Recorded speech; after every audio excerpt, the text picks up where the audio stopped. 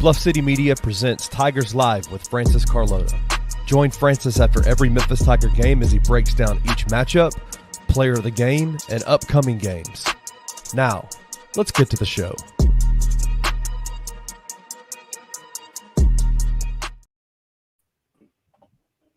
All right, what's going on, y'all? This is Francis Carlota, host of Tigers Live, presented to you by Bluff City Media. I am joined by the beat writer for the Memphis Tigers, Roman Cleary. Roman, how are you, man? It's been an interesting 24 hours, to say the least. It's been quite a chaotic 24 hours. I think that's a better adjective that we can use here. For those that somehow are living under a rock, for those that don't know what we're going to be talking about here, a lot of turnover in the past 24 hours or so, as Francis has alluded to, on the Memphis Tigers basketball staff. Of course, the top name that most are going to pay attention to is Rick Stansbury, who's been Penny Hardaway's lead assistant for about a year and a half at this point, has been a tremendous asset in both the NIL space and the recruiting trail, but also he just brought a wealth of experience to this coaching staff with 20 plus years of Division I head coaching experience, at places like Mississippi State and Western Kentucky. That's obviously the biggest loss that most are going to be talking about here. But Faraji Phillips and Jamie Rosser, two of the staffers from last year, and Demetrius Dyson, who served last year as the assistant to the head coach, or special advisor to the head coach, those three guys are gone as well. A lot of turnover, as I just said, and it's huge news for Memphis for sure. Yeah, absolutely. So big that I couldn't even do a full intro and just see how you doing. It's been a while. Say hello to everybody. Yeah, obviously it's been a while since we had our last episode of Tigers Live. So I appreciate everyone for tuning in onto this really pretty big breaking news type episode of the show, considering all the massive news that's broken in the past 24 hours. Roman, you already touched on it a bit, and I know that you've been as tapped in as anybody with everything that's going on with the program, with the coaching staff. You already alluded to it just a moment ago. But just to be super specific, Roman, just give the names of all the assistants that have left. And then if you can, just give us some insight as to who's still left on the coaching staff after what's gone down. Well, it's actually been quite wild because the initial report that I think all of us dropped on Tuesday afternoon yesterday, the names that I heard from multiple sources that were kind of tapped in on this, the three names that we originally reported were going to be gone were Faraji Phillips, Jamie Rosser, and Jermaine Johnson. Now, of course, Jamie Rosser and Faraji Phillips were included in the statement that Penny Hardaway released this morning via the athletic department. But Rick Stansbury was on there too, and Demetrius Dyson was on there. So those are the four names that are officially gone: Rick Stansbury, Demetrius Dyson, Faraji Phillips, and Jamie Rosser. But Jermaine Johnson, who originally was seemingly fired from the staff, just like Jamie Rosser and Faraji Phillips, it seems like he's going to stay on here and actually find himself promoted to possibly being an assistant coach. He was kind of in a consultant role last year. If you remember, he joined, I believe, in early February, right before the Tulane game, and inside FedEx Forum, if I'm not mistaken. Mm-hmm. So he's kind of been in an on and off role with the staff for about 4 or 5 years at this point. Was originally hired in 2020, 2021 as an assistant, and then has shifted around in a bunch of different roles. Since then, was again a consultant for the last month or two of the season last year, after spending most of the season at Southwest as an assistant there. He's actually going to stay on the staff after initially being reported by myself and others as being dismissed by the program. So pretty crazy stuff there. Roman, give me 1 second. I'm having a bit of a technical issue on my earphone. Give me one hot moment. Sorry about this, everybody. Okay. No problem. Not sure exactly what happened. But anyway, just getting back into the news here. Again, the four names that are gone. For those who are just tuning in, I know the stream just started. The four names that are gone, for those who either haven't seen it or are just tuning in: Rick Stansbury, Faraji Phillips, Jamie Rosser, and Demetrius Dyson. Those are the four names that are gone. Phillips and Dyson, they were on the staff for multiple years. Faraji Phillips, also a former assistant at Vanderbilt, was hired by Penny Hardaway prior to the 22-23 season. Dyson has been the special advisor to the head coach for about the same period of time. I think he's been in that role for a couple years as well. Phillips was set to return this season in a demoted role. He had been demoted or moved to a reduced role, or whatever you want to say. Rosser was the director of player development last year, but I believe he was going to be reduced to a supportive type role as well.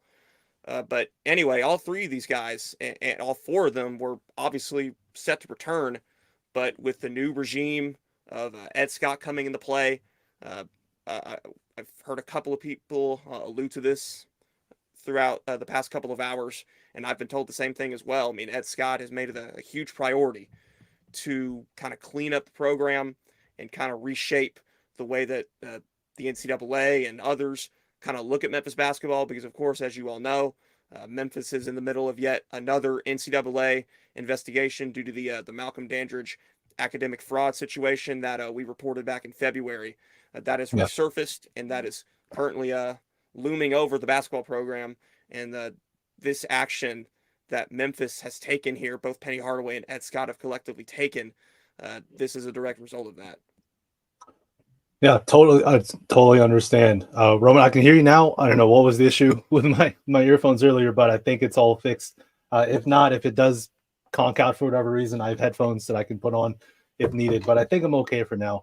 Roman, that's a lot of turnover, a lot of changes to Penny Hardaway's coaching staff. I'm sure.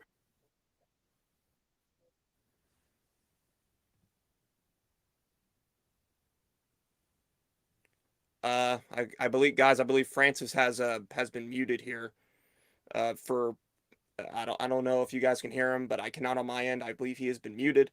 So I'm gonna jump in and help out real quick. Give me a second. Sorry, we're having issues with Francis's connection, but I'm gonna jump in and help out real quick. I've been kind of behind the scenes, but yeah, so a lot has happened, right? Like Roman, we talked about this at the when we kind of heard the reports initially. What do you think in terms of you talked about an idea of kind of cleaning up what's going on inside the basketball program? That's kind of one of Ed Scott's main priorities in doing that. Obviously, he also brought in former Memphis Tiger and Memphian Tim Duncan back to serve in the athletic department role as the kind of the advisor to the basketball program. Do you think that I mean, that has to be a kind of a goal for this new regime of Ed Scott as the athletic director, right? Is they want to make this thing, run more smoothly, wouldn't you say? Yeah. So Tim Duncan was previously the athletic director, the head athletic director out of the University of New Orleans. And Ed Scott brought him in as the senior deputy AD, basically the role that Jeff Crane was fulfilling before he took off to South Carolina. And so that's going to be Tim Duncan's primary responsibility at the University of Memphis. But as you just mentioned, Kenny, the other big responsibility that he has is that he is essentially the primary liaison between the athletic department and the men's basketball program. Now, it's no secret that Tim Duncan and Penny Hardaway are very tight. Obviously, former teammates. They're from the same fraternity as well. So obviously a lot of ties between those two individuals. And that's very important to note, because it's no secret that when Laird Veach was in charge, the relationship between the men's basketball program and the athletic department, it was a sour one. There was little to no communication there. The relationship was pretty much non-existent. And Ed Scott, he knows that, he recognizes that, and I think he wants to amend that.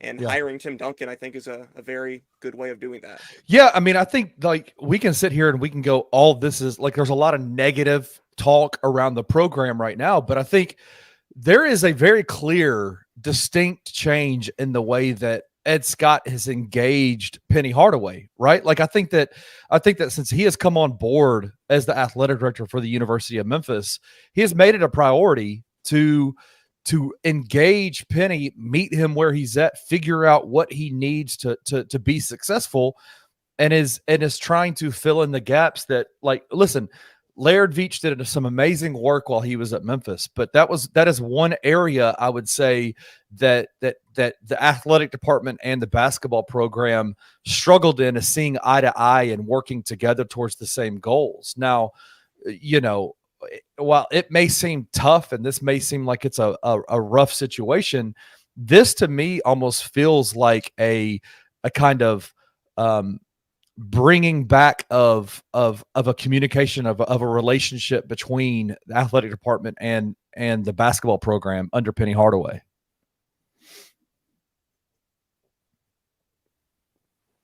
Yeah, I think that's what we're both kind of alluding to right there. And so Tim Duncan, I think, is going to be pretty huge in that area. I want to real quickly read the official statement that Penny Hardaway put out this morning via the athletic department, that again addresses the departures of Rick Stansbury, Faraji Phillips, Jamie Rosser, and Demetrius Dyson. Quote, "I want to thank Rick, Faraji, Jamie, Demetrius for their service to the University of Memphis and our basketball program. These are good coaches that I've worked with closely over the past few seasons, but I made the difficult decision to go in a new direction with our staff. The timing is not ideal, but I want to give this team the best opportunity to reach our goals of winning the American Conference and advancing in the NCAA tournament. With the season rapidly approaching, we are going to move forward, or we're going to move quickly to complete the staff." Yeah. And one of the names that Penny is probably going to be targeting here is a name that I think we've been reporting for a while. I know that I initially reported this back in early August. There's going to be Nolan Smith. Of course, he's been an assistant at both Duke and Louisville as a player. He was a first-team All-American with the Blue Devils, and he's been a quite successful, youthful name on the recruiting trail ever since he's kind of, jumped into the coaching ranks here. Right. And obviously, he's not the wily veteran that Rick Stansbury is. He has a lot more upside in terms of like potentially finding himself for like head coaching opportunities and things of that nature. So I don't know how much of a long-term solution hiring a Nolan Smith would be for Memphis, but it'd definitely be an asset at least for the next year or so, if assuming that you're able to retain him for at least 2 seasons, when and if that hire officially gets done. And let's not forget, Penny Hardaway and Nolan Smith have kind of been circling each other for years in terms of trying to team up. So this feels like it's been. He tried to hire him in 2022. Right. He in 2022 tried to get him. And Coach K was like, "We're not letting you go." Right. Like he put an offer on the table. It was like, we're not letting you go. But now it definitely feels like that that these moves that are being made today are going to allow for Nolan Smith and his contract to be finalized with the University of Memphis. You mentioned in that you mentioned in the statement that you read that the University of Memphis put out. He talked a lot about the team in there. And so I wanted to take a step back from what has been reported over the last 24 hours. And for those that I mean, I'm sure everybody that was watching this is aware of the team that Penny Hardaway has brought in. But I want you to tell me, like, kind of talk about the expectations on this team, the expectations on this new look roster that Penny Hardaway has brought in over the offseason. Well, the computers are certainly very high in terms of preseason projections for this team. You see guys like John Rothstein and other college basketball analysts, they're ranking this Memphis team like in the mid to high 40s in the preseason rankings, but the computers, they are much higher on this Memphis team as of now. Bart Torvik.com is the only real site that's putting out preseason rankings right now, but they have Memphis ranked at number 24. And if I'm not mistaken, that's higher. Right. That's a higher ranking that this Memphis team has than at any point the last year's team had. I know that was a very poor wording of it, but the point is that Memphis right now in the preseason, according to BarTorvik.com, is already a better team than they ever were at any point last season, even when they were 15-2 and ranked number 10 in the AP Top 25 in early January. So obviously the computers, feel very optimistic about this team. And I think this roster, regardless of everything that's happened on the coaching staff, has a real good opportunity. It presents a really good opportunity to help Penny Hardaway get back to playing the basketball that he wants this Memphis team to play. Absolutely. A very defensive, guard-oriented type team. When you got guys like PJ Haggerty and Tyrese Hunter as your two lead guards in the backcourt, not only are they going to be dynamic weapons offensively, but they're also quite known for their defensive prowess as well, especially Absolutely. Tyrese Hunter. But PJ Haggerty was also very good on that end of Tulsa last year. Colby Rogers is another savvy veteran name that Penny has plenty of experience with. He's going to be one of the better shooters, if not the best three-point shooter in the American Conference this year, as long as he's used correctly and what have you. The front court, it's not nearly as star-studded as you would say it was last year. There's no David Jones or Naquan Tomlin or what Jordan Brown was supposed to be there, but it does have a lot of supportive guys that have the potential to do an excellent job of playing the roles that they're brought into play. I mean, Tyreek Smith is a tremendous defender at both the perimeter and the rim. He averaged 8 points a game last year as well, so he can provide a little bit of a scoring boost as well. Dane Danger is, of course, your main offensive weapon in the front court. I've said this a bunch of times, but a lot of untapped potential with him. I don't think he was utilized the best at Illinois, and so now you're moving down to a significantly lower competition in the AAC, reportedly slimming down as well. So we're going to be seeing a slimmer version of Dane Danger as well. I think he has the opportunity to be a real breakout player for Memphis this year. Of course, Nick Jourdain returns. Right. Everyone knows what he's about. Everyone knows what he brings. And Moussa Cisse will return after a 3-year absence, and everyone knows just how good of a defender and an athlete he is. So it's not quite as promising in terms of the talent or the preseason hype with this Memphis team, but it does have the potential to, in my opinion, to be a lot better. It has felt like this offseason, and I want to give a shout out to all the folks that are commenting and chatting in the comments. We see it, and I want to bring up a couple of things that were said in a second, but it does feel like that this offseason has been relatively quiet, right? To a large degree, has been a relatively quiet offseason in terms of the notoriety, the people that are out there, talking a lot about Memphis this, Memphis that, which has not necessarily been a bad thing, right? The last time that this happened for the University of Memphis was probably Penny Hardaway's most successful season in 2022, right? With the Kendrick Davis, DeAndre Williams, and then a roster of players that were role players that filled needs.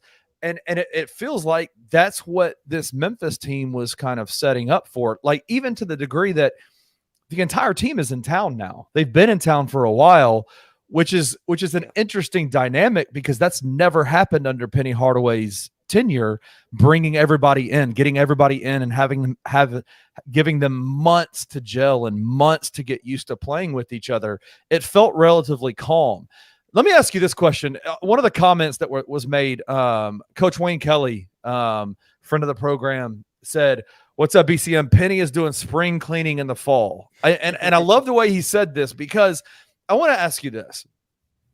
In your viewpoint, would what's going with the last 24 hours, the uproar that's happening with this coaching staff turnover, do you think that if this would have happened in the spring instead of in September, that we would be having the same conversation around the moves that were made in the last 24 hours?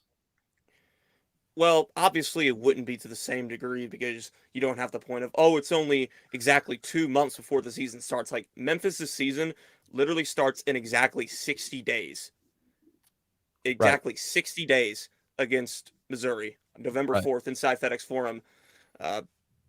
So you wouldn't be having those types of conversations, but I do think it would still be a significant talking point because this many staff members and this much staff turnover, it's a significant story regardless of when it happens.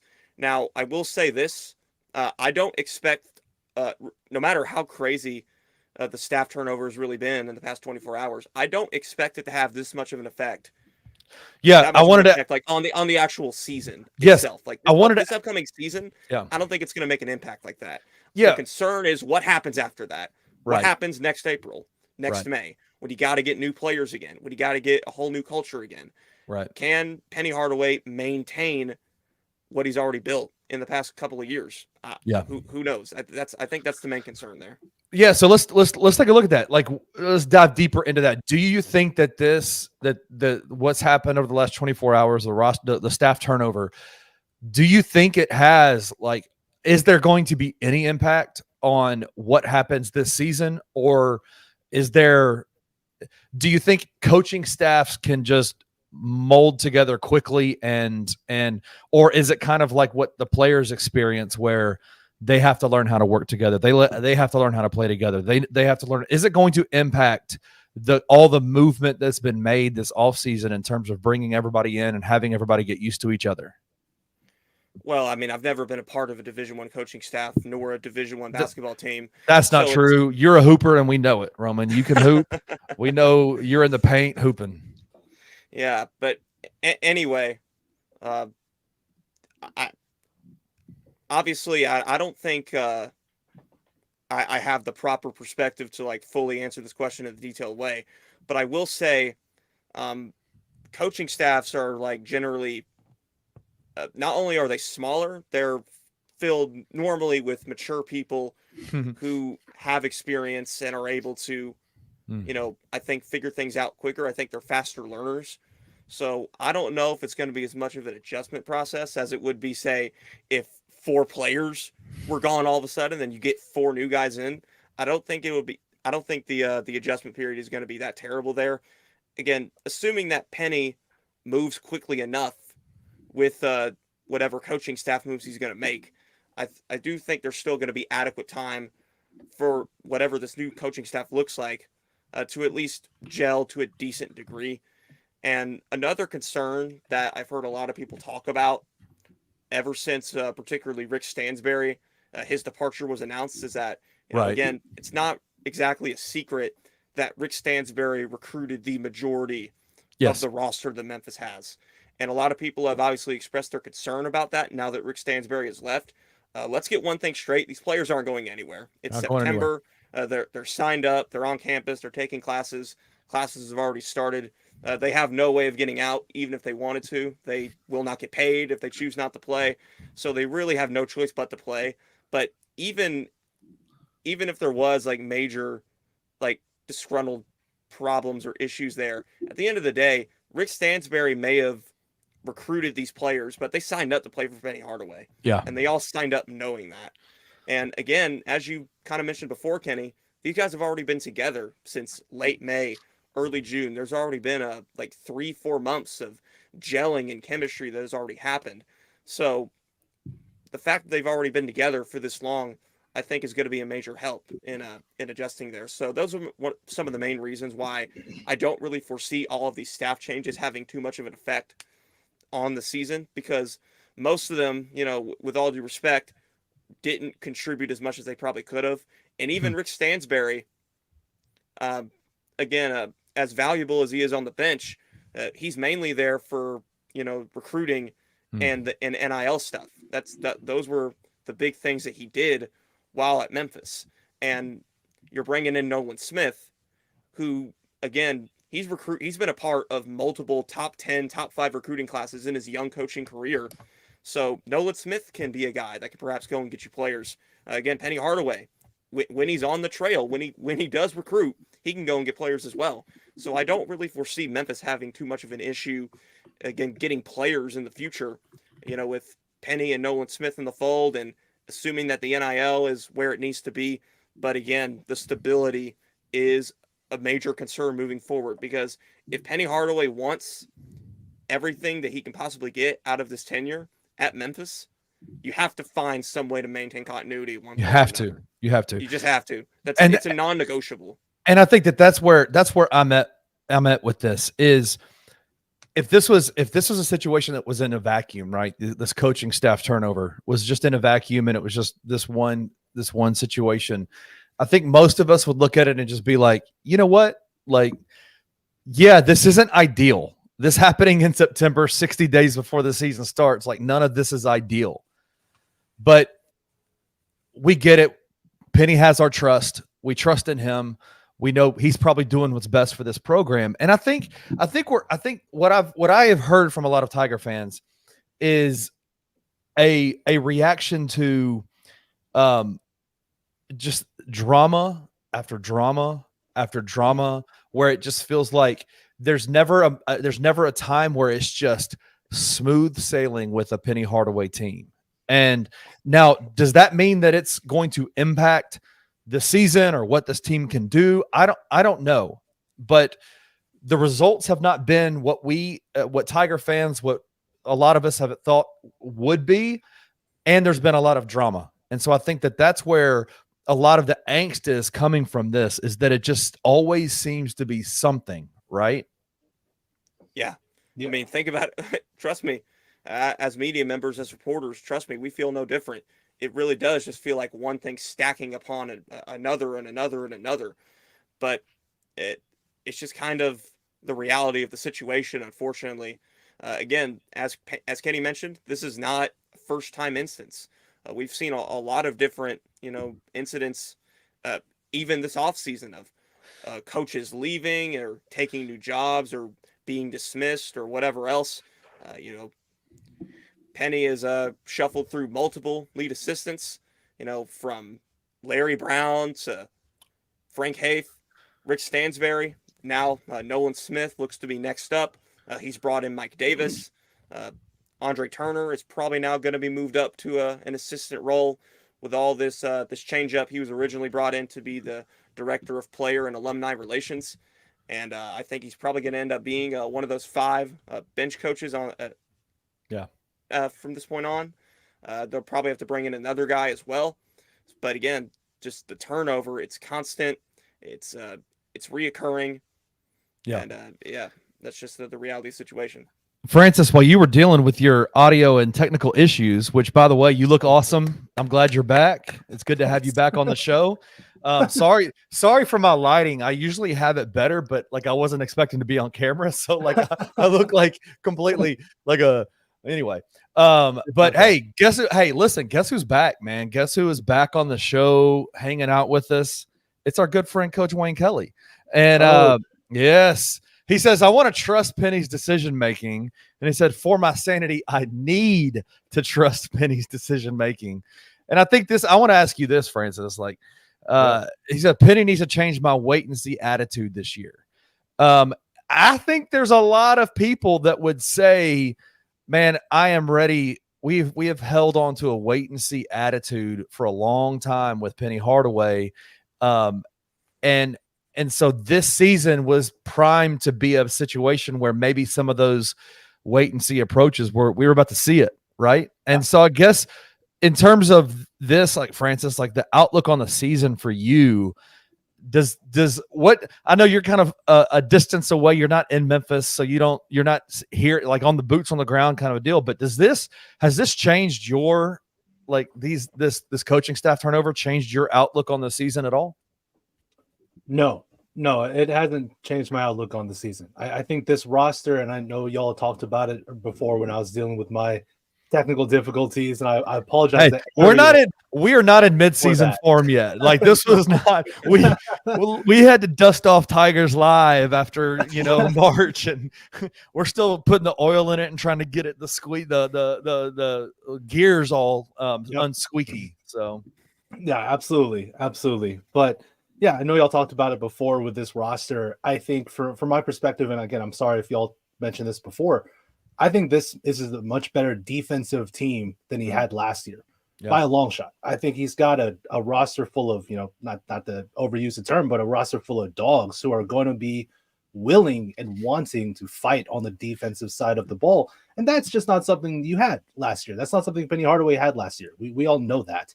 And I think this year, that's going to change. And I think that's why the projections by the computers, by Bart Torvik, they're higher than the media members that they have the Tigers in consensus. Right. Because computer-wise, I think this team will be much better defensively. And from top to bottom. So my outlook in terms of the potential success for the team, hasn't really changed. Right. I just want to echo another thing y'all mentioned before too, that I think this set the reaction that this has gotten. I fully agree that it's a culmination of all these things that have piled up over the past few months. Right. And even not even just the past few months, you go, I think fans and media members alike are still dealing with the emotional roller coaster of last year too. Oh Being God. so high up, 10th in the nation, Yeah. everything's going great. The Tigers are back. Penny Hardaway's the best coach in the history of the program, yada, yada, yada. And then it goes from all the way up here to all the way down to the very bottom, to the depths of a first-round loss in the AAC tournament.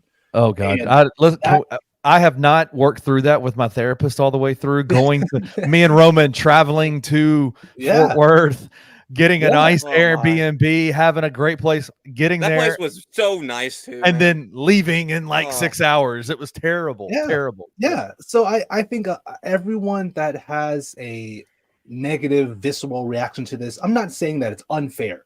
I do believe though it's a culmination of everything that's happened in the past, say 10 months of Tiger basketball. Right. And I'm with you, Roman. This fan base, hell, us as media members, just kind of wish for something more normal, for the lack of a better term, just more normal, more not a roller coaster where you have extreme highs. Yeah, extreme a lows. lot of people probably assume that us reporters just love all this drama. And Hell no. all these shenanigans. No. I think Roman we is want an off season 2, guys. We want an off season 2. I think Roman is tired of writing articles with the title "unprecedented" in it. Like, it's like, can we not do the unprecedented thing again? Like, unless it's something completely positive.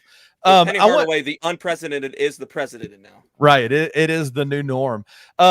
So BCM's not a Grizz 901 post game show. OG Daniel Greer's in the chat, and he says this, and this is something that I think for outlook for the season. He says, if Penny could win, all this drama is fine. Right? Yeah. They just need to win, baby. Like, do you think? Let me ask you this for both of y'all: if they come out in the Maui Invitational and beat you, the defending national champs, they do well. Nobody's talking about this, right? No. Like, nobody's talking about not. No. Like it'll literally be. Go ahead, Roman. Go ahead. Yeah. Like, if Memphis does everything it's set out to do, and quite frankly supposed to do, which is win this very, very weak version of the American Athletic Conference, and then, earn an automatic bid to the NCAA tournament, maybe win a game or two, perhaps advance to the second weekend if they get lucky enough. If they're able to achieve all of those things, this becomes an afterthought. It's a non-story. But the reason why all of this drama and its relevance in the media has been heightened so much over the past few years is because Memphis hasn't gotten the job done. It's because they haven't won the AAC regular season title yet. It's because they haven't gotten far enough in the NCAA tournament. It's because they haven't really eclipsed, like, say, playing down a competition against schools like Tulane only to, beat the big dogs. Right. Just beat Michigan's ass in the mediocrity. Lose to Rice. Right. Yeah, then lose to Rice and lose to whatever. Like lose a 20-point lead to USF, right? Like, it's like, come on, man. Yeah, like the main reason why this drama, even if it were still happening, it wouldn't be as relevant if Memphis were getting the job done anyway. But the reality is that it's not. That has to change this year. Yeah, I agree. So Daniel also asked, he said, hey, Penny, can I get a job since you're giving them out? Daniel, I am so sorry, but that job, I have already put Roman's name in the queue for that job. So he's about to get a phone call from the university. He's about to be they take over the lead assistant role at the University of Memphis. So Daniel, I'm sorry, you're out already. Roman Cleary, it's Roman Cleary's job to lose, is what I've been told. So, oh my God, I don't want to get fired. I don't want to get fired after 1 year, man. Exactly. I don't want to do that. You're like, I like job security. I'm good. Yeah, like I'm gonna get fired after a year. Yeah, exactly. Exactly. And I think that's gonna be the last topic that we wanted to discuss, but Penny has been the coach at Memphis for 7 years, right? This is going into his 7th year with the University of Memphis. And this is going to sound, my wife likes British movies, so this is going to sound cheeky, and I don't mean for it to, but there's been more NCAA investigations than tournament appearances.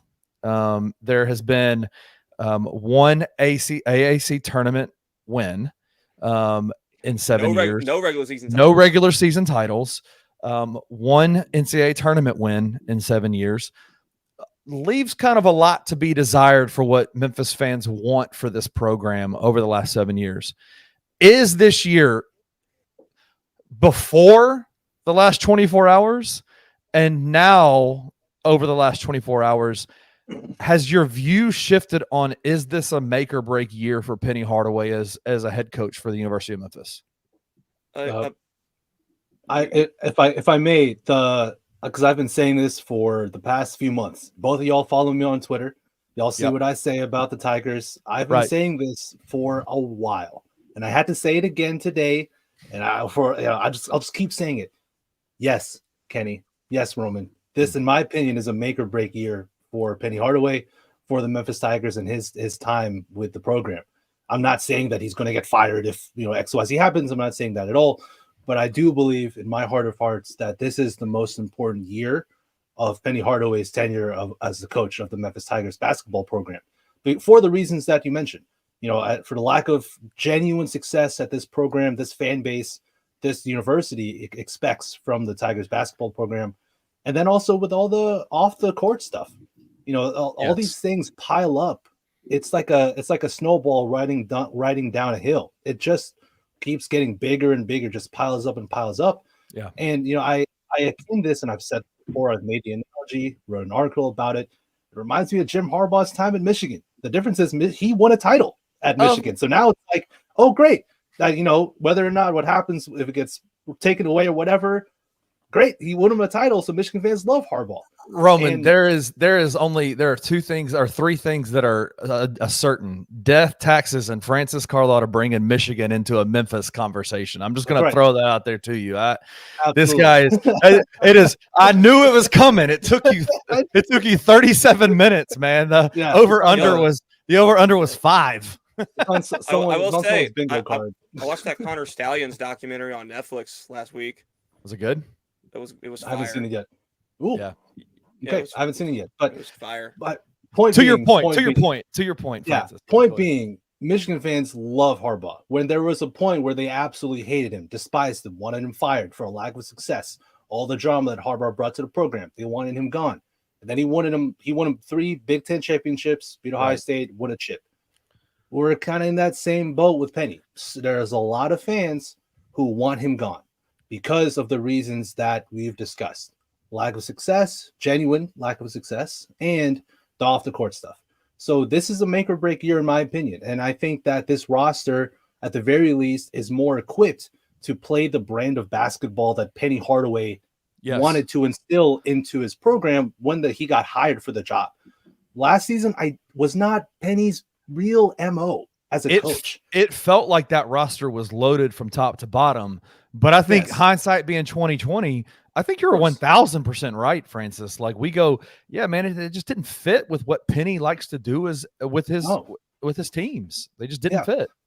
And I think this one does. Again, I talked about it before. You look at it from top to bottom, I think it does. And so with a team that fits what Penny wants to do on the court, with, as Roman, you mentioned, a weakened AAC conference, it's pretty much if Memphis doesn't go and dominate the conference, win a regular season title, win the conference, and make an NCAA tournament, I'm not even asking for a deep tournament run. I'm again, there's so much luck that goes into winning an NCAA tournament game, yet alone the whole thing. Right. So, I'm not even gonna die on a hill for them to. I need them to win a game of the tournament. I just want them to find real success throughout the season, get to the tournament, and we'll see where the dice rolls from there. But no, nothing what's happened in the past 24 hours has changed my mind. I still believe this is a very important season and the most important season for Penny Hardaway's time in Memphis. Anthony Sane says it all the time on his show on Bluff City Media's network. He says it all the time. And he says, let's not jump from like where they are now to Final Four run, right? Like let's take this in steps and go, man, my goal would be for the Tigers team to walk into the AAC tournament in Fort Worth next year comfortably in the tournament. right? As the number one seed in the AAC tournament. In the AAC tournament, comfortably in the tournament. Like that, I think that is where expectations need to be. And here's the thing about it that's so interesting to me is this team from top to bottom, as you've discussed, Francis, fits what Penny Hardaway has always been about with his rosters. The most successful teams that he's had have been this type of team. The one difference, and it's a good thing, is that they've all been here and they've all been working together for the last 2 months. They've been here since July, right? And so it's like, no, they've been here since early May. I was going to say, was it? Oh, okay. I didn't want to go overboard. I thought it was June, but I said July just to be on the safe side. Yeah. No, summer workout started on like June 1st. Right. Okay, cool. So like they've been here since June, right? So that they're going to have multiple months of all of them working well together. And so in the end, this team is poised to be the most successful team that Penny has had. And I think that should be an expectation, is just win the AAC conference, win the tournament, and comfortably get into the NCAA tournament. Yeah, I mean, Francis, Kenny, you calling this year a make or break year cheeky. It's not cheeky, it's reality. Okay. We've been saying this has been a make or break year for Penny since the moment they lost to Wichita State last season. Like literally on the first post-game show after that Wichita State game, I think one of us said make or break year next season. Here we are 6 months later, still a make or break year.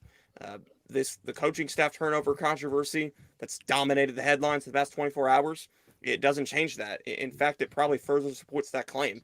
If Memphis doesn't get back to the NCAA tournament, and honestly, if they can't win this version of the American Athletic Conference, that would be extremely disappointing. It just would be. The only teams that should even have a chance against this Memphis team are UAB and FAU. Those are the only teams in this league that should even have a chance. Right. Everyone else, Memphis is on a completely different stratosphere compared to them. Right. If they finish anything below second, it's a complete disaster, and if they don't win it, it would be extremely disappointing. Yeah. Well, listen. Obviously these last 24 hours have been pretty wild over here in Memphis, trying to kind of make hide or hair of what's going on with the coaching staff. I do think that again, Roman, you've done a phenomenal job of reporting on this and getting in front of it. And I do think just Roman, I want to give you like kind of a final word on Tiger fans. Like what should they be feeling right now? Like, let's kind of help set the narrative for like how we move forward over these next few months, these next 60 days moving into the season.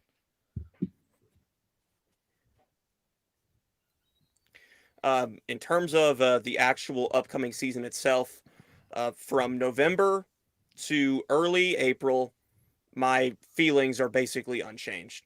Not to say that these coaching staff moves don't matter in terms of what Memphis can do during the actual season on the court, but I think their impact can be minimized because of the fact that, again, you still have the head coach there that these players did sign up to play for regardless of who recruited them, and the fact that we've mentioned a couple of times they've already been together since May, since late May, early June. This isn't a situation where you're putting a roster together in late July and they're all gelling together in August and September, basically right now. Now, if this type of coaching staff turnover event happened last season, right after they put the roster together, there I think you would have had a real concern. But because this team has been together all summer, since they've already been gelling together, I don't foresee it being a significant hurdle for Memphis in terms of like winning the AAC this year or getting back to the NCAA tournament. The concern, if I were a Memphis fan, has to be what happens after that.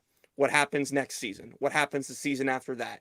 Can Penny Hardaway eventually find a way to gain the continuity that he needs to be a successful coach at Memphis? Can he finally get past the Josh Pastner hurdle, that many people have compared him to especially since the end of last season. If Penny wants to get there, if he wants to get closer to the Dana Kirks, to the John Calipari's of the world, he has to find continuity. He has to find his Tony Barbie that Calipari has. He has to find his guy or his guys or whoever.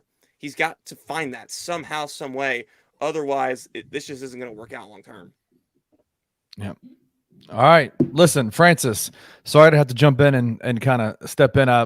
We will get we're going to go through our calisthenics and get our preseason workout routine in, and we'll get this Tigers Live thing popping, running seamlessly by the time the season starts. But man, it was awesome being back on here with you guys. Like I've missed y'all. I've missed Tigers Live. It was a fun show. I'm glad we got it started last year, and we're going to keep it rolling this year, man. It's going to be fun. So listen, if you are a fan of Tigers Live, we are going to be every post game. We're going to be on. Francis will be on, unless he has to study for the bar or take the bar. I'm good. You're good. You're done with all that. Right? You're done with all that. I'm gonna be no distractions for distractions. Yeah. Listen, man, I'm sorry I have to miss the post game show. I'm studying for the bar. Yeah, bro, go study for the bar. All right. Picking my parents up from the airport. Yeah, in LA. From the Philippines. Hey, they flew over the Philippines, man. I had to get them. Yeah, no hate. Yeah, I know. No, man, we're excited. It's gonna be fun, man. As much as you'll see Roman underneath the bowels of the FedEx Forum going like this in the camera. So we'll have a good time, man. It's gonna be a good season, and Tigers Live will be right there with Tiger fans as the season continues to unfold. So we're looking forward to it. And guys, it's been a pleasure, man. Yeah, and just one more note that I just kind of came up here before we get out of here. Again, Memphis would not be doing what it's doing right now if it didn't feel at least somewhat confident in the staff that it has to fall back on. We've mentioned Mike Davis still being there. We've mentioned Nolan Great Smith point. Thank you for bringing that up. Thank you. At some point. And Jermaine Johnson, as much baggage as he brings to whatever program he's at, he is nonetheless a brilliant basketball mind. We do have to at least give him credit for that. Memphis finished number one in defensive efficiency, according to KenPom, when Jermaine Johnson was was one of the assistants in 2021, and players and coaches alike have largely credited him with that. He's a brilliant defensive mind that could bring a lot of value to the staff and to the team, at least on that side of things. Andre Turner, he's been a Division I head coach for multiple seasons now at Lane. So again, Memphis would not be doing this as as catastrophic as it might be, at least in like plain sight. Once you kind of pull back the lenses a little bit, you can start to understand why they felt at least somewhat comfortable taking these kinds of actions. So I think we need to make that clear before we get out of here. Totally agree. Francis, you got any last words before we get out of here? Yeah, last thing. I just want to make it clear that there is a difference between unnecessary hate and fair criticism. That's all. I just want to make that distinction, because I know that they're polar opposite sides of a fan base of any team, of any sport. And finding the middle is really, really difficult for a lot of people in terms of that. I totally get that. I just want to be clear that, me as host of Tigers Live, Roman, Kenny, heads of Bluff City Media, just people, you think of Bluff City Media, you think of these two people. It's not our job to just bash, or praise. We're here to give fair, honest assessments from what we feel as people who cover this team. Yeah. And that's what I'm going to try and do for the rest of this year. And I'm excited, man. This is going to be a great season. I'm pumped. I'll say this to end it. Everybody that just heard you say that just heard you go, wah, wah, wah. That's all they heard. They ain't nobody trying to hear fair critique. But hey, listen, we're still going to give it at Tigers Live. Right. So listen, thank you guys, and we will see y'all soon. Yep. Thank you for listening to this episode of Tigers Live. If you enjoyed this episode, like and subscribe to Bluff City Media's YouTube page. For comprehensive coverage of all things Memphis sports, head over to www.bluffcitymedia.co and find out how you can become an insider. We will see you back here next time.